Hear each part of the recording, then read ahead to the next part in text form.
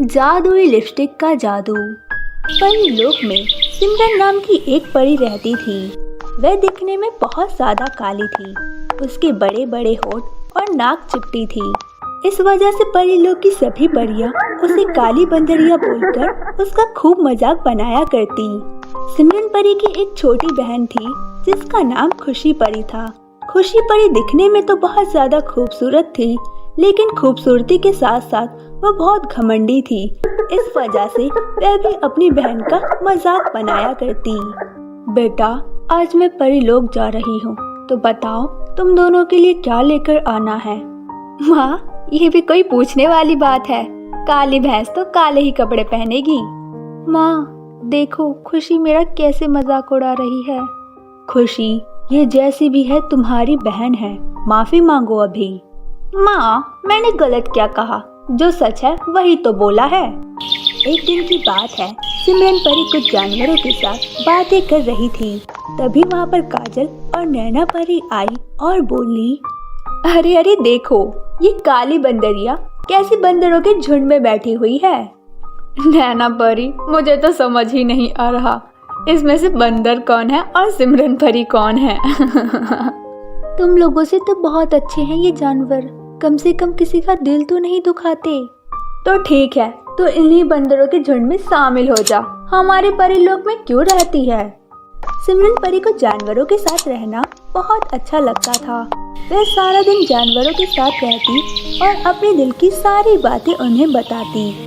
एक दिन की बात है, परी माँ ने अपने महल में एक बहुत ही बड़े जश्न का आयोजन किया और इस जश्न में सभी परियों को निमंत्रित किया।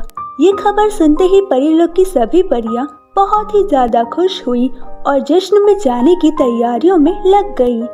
तभी वहाँ पर सिमरन परी आई और बोली, देखो, मैंने अपने लिए ड्रेस पसंद की है, बताओ मैं इसमें कैसी लग रही हूँ। अरे वाओ, तुम तो बिल्कुल चांद का टुकड़ा लग रही हो। तुम्हें क्या लगा हम तुमसे ऐसा कहेंगे? जरा शीशे में अपनी शक्ल देखो, ऐसा लग रहा है किसी काले भैंस को कपड़े पहना दिए हो। ऐसा कहकर सभी परियां जोर जोर से हंसने लगी। सिमरन परी वहाँ से रोते हुई आ गई और एक पेड़ के नीचे बैठकर रोने लगी। हे भगवान, आपने मुझे काला बनाया, इससे मुझे कोई परेशानी नहीं है, पर जब सभी परियां मिलकर मेरा मजाक बनाती हैं तो मुझे बहुत बुरा लगता है। मैं काली हूँ या मेरी नाक चिपटी है तो इसमें मेरी क्या गलती है? वो परियां मेरा मजाक क्यों बनाती रहती है? मुझसे अब और ये सब नहीं सुना जाता।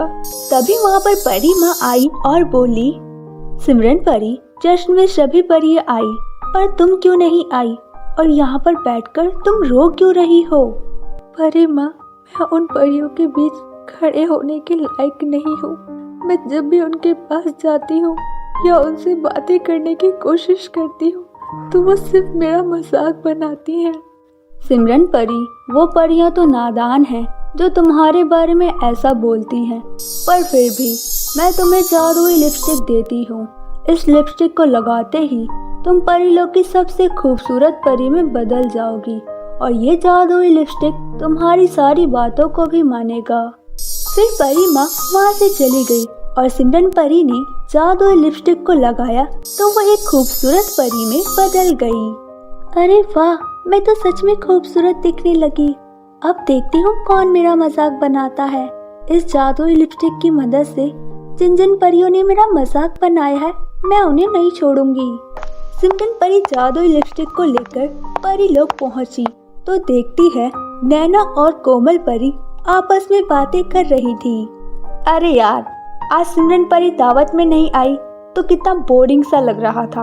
अगर वो आती तो उसका खूब मजाक बनाकर एंटरटेनमेंट कर देते पार्टी में।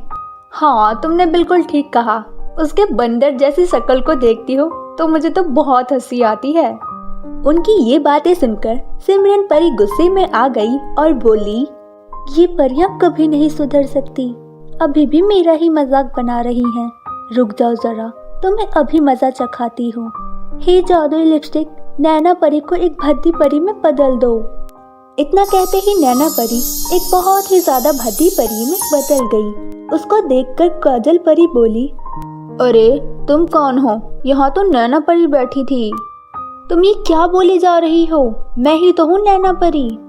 और नैना परी ने जैसे ही अपने आप को शीशे में देखा तो वो चौंक गई। अरे, मेरा खूबसूरत सा चेहरा 100 साल की बुढ़िया में कैसे बदल गया?